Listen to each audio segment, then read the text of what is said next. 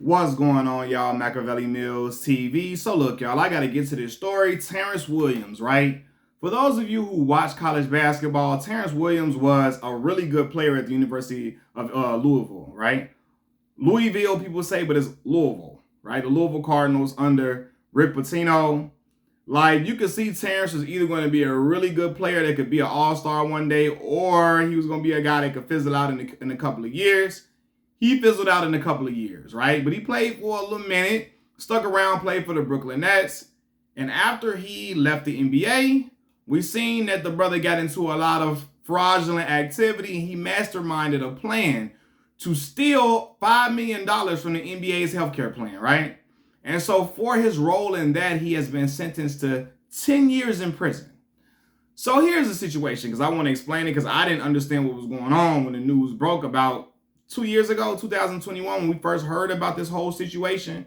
So what happened is, former NBA players, right, when they play in the league, they've been retired, they have a set amount of money that will pay for their medical expenses once they're done playing, right? If you got any type of ailments, if you sick, you got to have any type of surgeries, if, you got to go to the doctor for any reason, the insurance going to pay their part, you pay your part, and then the league, the NBA, will reimburse you for those funds, right?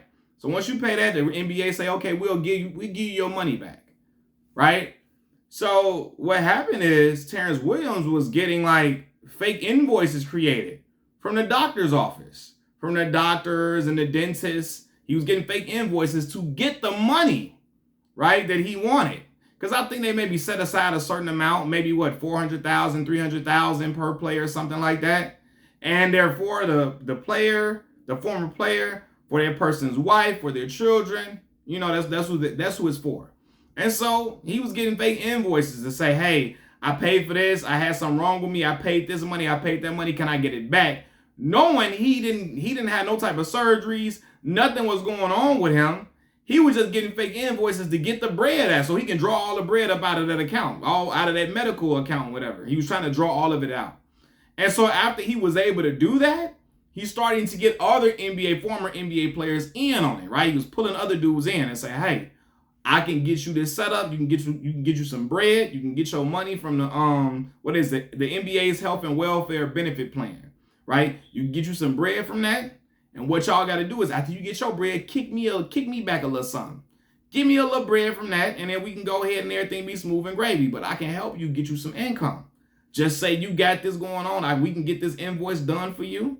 You can get the money from the NBA. You just throw me a little paper. And so Terrence Williams was doing that from 2017 to 2021. That is what was going on, according to NBA.com and several other sources that I've looked up. And so when this happened, it all caught up to him. Because what the feds do, the federal government, they're going to be like, hold on, man. So with they're going to be like, hold on. Well, okay, look, we've seen law enforcement, all that. They're going to be like, okay, we going to let it pile up. We're going to wait. We wait and see what's going on with it. We're going to wait. Let it ride out. And so they watched them over a course of, 4 years? And then they let it get to a certain amount of money. But amongst us, 18 former players were involved. Across all those 18 players, they got away with $5 million. 5 million of them things. And them people ain't playing about their bread. They want that money back expeditiously. So Terrence Williams was ordered to forfeit more than $650,000. And then he's ordered to pay $2.5 million in restitution for ripping off the NBA's healthcare plan. Now, amongst some of those 18 players, and this is according to NBA.com from 2021, I looked up an article, right? And so this is according to them. I don't know this for sure, but these are some of the names involved in this healthcare scheme or scam.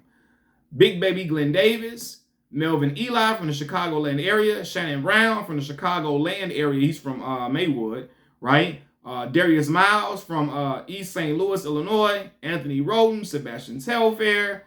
And then you had Tony Allen, Chicago native, was allegedly involved in that as well. So, man, look, they was getting away with getting some bread, right? And some people would be like, well, damn, what's wrong with hey, get their bread, get their money. I mean, even if they ain't sick, shoot, go ahead and draw their money out. It's there for them, but it's not how that works, y'all. Unfortunately, it's not how it works. You know what I mean? You got to be sick in order to get those funds. And if you're not sick, you're not gonna be able to get it, man. And to many, it's like, look, it's a chance. Knock on wood. But what if something really do happen to you and your family, and you don't got the funds for it? Now you really just messed up the game. You messed up your plan, or yeah, a plan that was in place for your children or your wife. If something happens to them, they get sick or they gotta have some surgery that's extremely expensive, and you can't pay it, the NBA's health and welfare benefit plan was gonna cover you. But now, I'm sure that whole situation that's done. That's a done deal now. So now what? You know what I mean? So that is what happens when, you know what I mean, it could get to a situation like that. And this is the thing too. A lot of these players are journeyman players. They weren't star players, but they made some pretty decent money. Shannon Brown, Sebastian Telfair made some pretty decent, pretty good money, some millions over his career. Bassey played in the league for about 12 years, right? And despite him never being an all-star player, never living up to his draft selection, because he had a lot of hype. Was on the cover of, he was on a cover of, was it Slam magazine? One of them covers. He was on one of them magazine covers with LeBron James. You know, he was Stephon Marbury's little cousin. He is Stephon Marbury's little cousin, and he was the next great New York point guard. And he never became that. He was just a good role player off of a bench, right? But he still got bread in the league. Darius Miles got him some checks. Big Baby Davis, so on and so forth. So even though these guys weren't all-star players, they weren't superstars, they made them some little bread. And so the judge looking at them like, hold on. Regardless of the fact that you weren't LeBron James or you weren't Kevin Garnett or Tim Duncan or nobody, y'all made some really great money, especially to regular American citizens who out here working, struggling, trying to get it in this inflated economy, right? And y'all out here finessing the system, trying to get some bread, instead of just going out and working and getting to it. And that's how she looking at it, right? Because there's a lot of people, you know what I'm saying? We all out here we working regular jobs, trying to think of little side hustles to do in order to keep the income coming in order to do stuff for our kids, in order to keep groceries in our house. Because again, it's high as hell to get groceries. I want an EBT card. You hear me? I want a link card. It's just what it's called in Chicago. I need that. I need the dang on some food stamps because this is ridiculous, right? Food stamp card. But yeah, man, everybody else have to go to work every day, clock in and get it. And they're like, hold on, y'all sitting back chilling and trying to create a scheme to steal some money from the NBA health and welfare benefit plan, which is supposed to be for your family if something would have happened to you or anybody else. You know what I'm saying? For your family, so for those expenses to be covered. So they looking like, hold on, man, that's shiesty, that's low down, that's dirty. You know, that the scheming like that is no good. And it ain't no good. It's not. But I do hope, and I sincerely hope that after these brothers got to pay their debt to society, Brett Favre better have to pay his as well. Because that shit he pulled, ridiculous. Stealing money from the poor, the dirt poor. Like, you know what I'm saying? Stealing money from people who barely got it for real. The state of Mississippi is the poorest state in America. You know what I'm saying? These are people that really need welfare. And here, Brett Favre and them scheming and scamming their way to get $1 million out of the situation is ridiculous, man. But yeah, man, but back to this situation. Yeah, man, the brother got to sit down for 10 years. I don't know if they got to do 80% of the time. I don't know if he got to only do 8. I don't know, but yeah, man, it's that's tough. That's tough. But yeah, there are consequences to everything that we do in life, and you got to know what you're getting into. What are the risks of doing that? And I'm sure he knew the risk. I just didn't think I don't think he thought he would ever get caught. But again, the doctor's in trouble now. The dentist in California, he in trouble now. Or he or she, whoever it is, they in trouble. You know, because they was out here stealing and scheming and scamming. And yeah, and what they're trying to do, a lot of these dudes, man, they were getting some nice little money, nice change, right? And so they wanted to maintain that lifestyle after they left the league. A lot of ball players, they're embarrassed to say that they fell on hard times. They don't want to be the dude that lost all their bread and now, you know, they either living check to check or they can't go and buy the bar like they once could. That's really what it is. A lot of them don't be dirt poor. They just don't have it like a lot of the ballers that in the NBA are like they used to have it, but they are above me and you.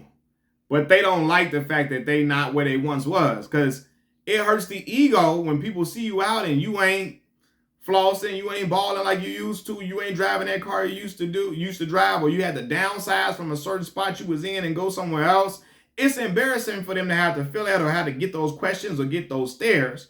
So they don't want to have to deal with that. So they're like, okay, cool, we gonna try to get to it in order to still be able to maintain this certain lifestyle for me and the family and be able to do this like live a certain way we want to live.